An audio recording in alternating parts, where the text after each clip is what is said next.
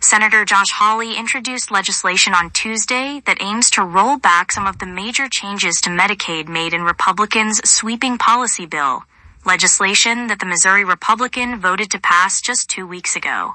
President Trump signed that policy bill into law on July 4th after Republican leaders successfully wrangled a handful of GOP holdouts, including Mr. Hawley.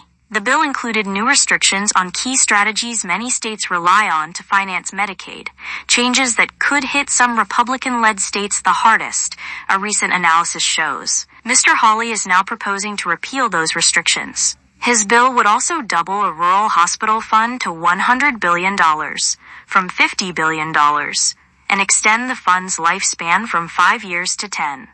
Republican leaders had agreed to include the $50 billion to assuage concerns from Mr. Hawley and other Republicans that the Medicaid cuts would shutter some remote hospitals. President Trump has always said we have to protect Medicaid for working people. Now is the time to prevent any future cuts to Medicaid from going into effect, Mr. Hawley said in a statement on the bill on Tuesday.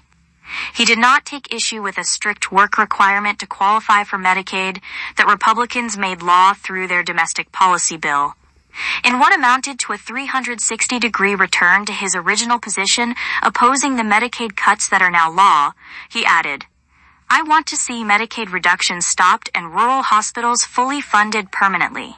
Mr. Hawley had vowed in a statement released after the Senate passed the policy bill to, quote, "continue to do everything in my power to reverse future cuts to Medicaid."